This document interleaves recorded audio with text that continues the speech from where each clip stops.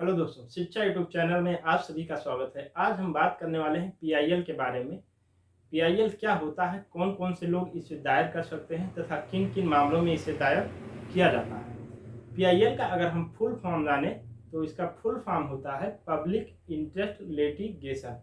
अगर हम हिंदी में बात करें तो जनहित याचिका कहते हैं। पीआईएल सामान्यतः कोई बहुत बड़े सामाजिक संगठन या किसी सामाजिक कार्यों को किसी के द्वारा प्रभावित किया जाता है तो उस मामलों में हम पीआईएल दायर कर सकते हैं। आप अपने निजी मामलों में पीआईएल दायर नहीं कर सकते। निजी मामलों के लिए आपके आसपास जो थाना चौकी होता है उसमें आप एफआईआर दायर कर सकते हैं। अगर वहाँ आपकी एफआईआर दायर या आपकी सुनवाई नहीं होती है तो उसके बाद आप पीआईएल दायर कर सकते हैं।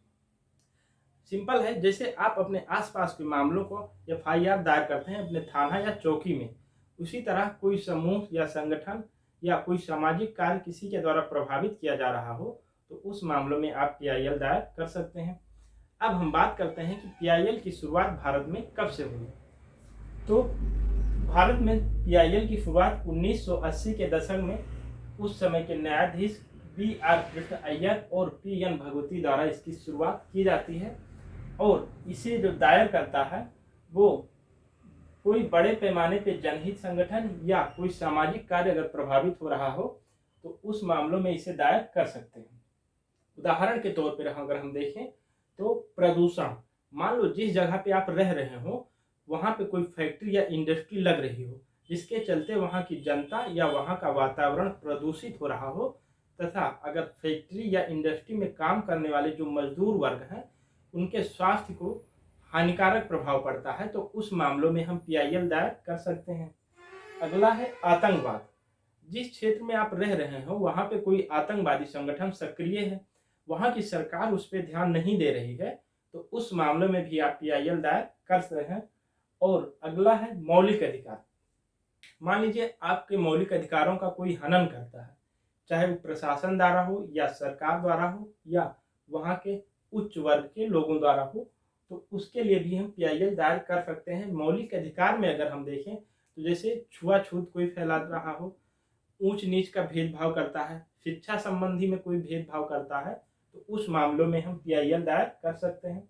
अगला है बाल आश्रम। किसी फैक्ट्री में मान लीजिए 18 साल से कम आयु के बच्चों को अगर कोई मजदूरी पर रखता है तो उसके लिए भी पीआईएल दायर कर सकते हैं।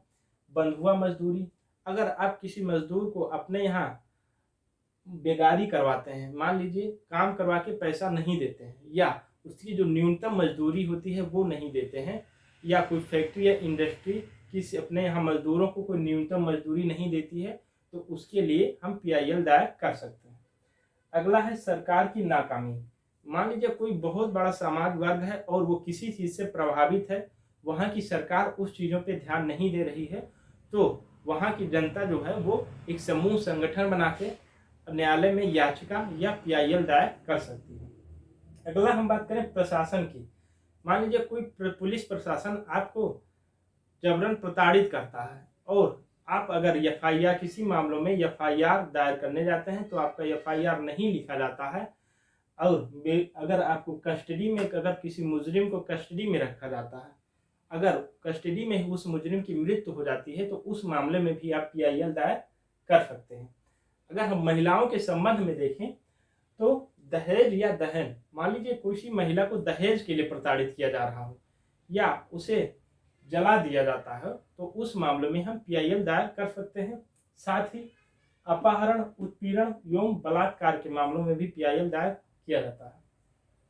अब हम बात करते हैं संविधान की दृष्टि से किन किन आर्टिकल के तहत हम पीआईएल दायर कर सकते हैं। अगर हम सुप्रीम कोर्ट में जाते हैं तो आर्टिकल 32 के तहत, और अगर हम हाई कोर्ट में जाते हैं तो आर्टिकल 226 के तहत हम पीआईएल दायर कर सकते हैं।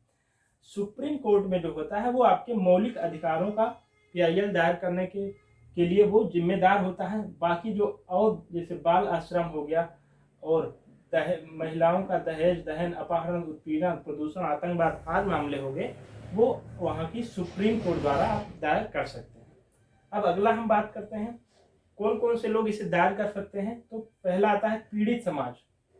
कोई समाज वर्ग है जिसपे वहाँ के जो उच्च वर्ग के लोग हैं उस निम्न जात के लोगों पे अगर कोई वैसा दुर्व्यवहार करते हैं या ऊंच नीच या जात पात का भेदभाव करते हैं, तो उस मामलों में वो निम्न वर्ग के समान लोग हैं वो पीआईएल दायर कर सकते हैं।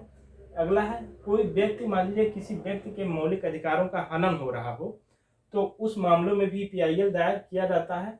या कोई अन्य व्यक्ति किसी समाज संगठन पे मान लीजिए कोई दुर्व्यवहार कर रहा है, उस समाज संगठन से कोई व्यक्ति न जाकर कोई अन्य व्यक्ति अगर उसके खिलाफ पीआईएल दायर करता है तो वो भी कर सकता है। अगला है, स्वयं न्यायालय भी पीआईएल दायर कर सकता है। न्यायालय अगर जानकारी में रखता है कि ये चीज अनुचित है तथा ये अपना ठीक ढंग से काम नहीं कर रहा है, तो न्यायालय भी स्वयं पीआईएल दायर करने के लिए सक्षम है। अब हम बात करते हैं पीआईएल जब दायर हो जाती है तो उस पर न्यायालय क्या एक्शन लेता है। तो न्यायालय जो होता है वो उसके लिए एक रिट जारी करता है, और वो रिट जो वहाँ की सरकार या पुलिस प्रशासन होता है उसको मानने के लिए प्रतिबद्ध रहता है। तो आज वो रिट को हम, कई तरह की रिट होती हैं, उसको हम अगले वीडियो में बात करेंगे। तब तक के लिए धन्यवाद। आशा करते हैं ये चीज़ें आपको समझ में आ गई होंगी। एक दो बार वीडियो और देखिए, आपको अच्छे से समझ में आ गई। साथ में अगर कोई चीज़ अगर पूछना हो तो आप नीचे कमेंट में पूछ सकते हैं। मिलते हैं अगले वीडियो में, तब तक के लिए धन्यवाद।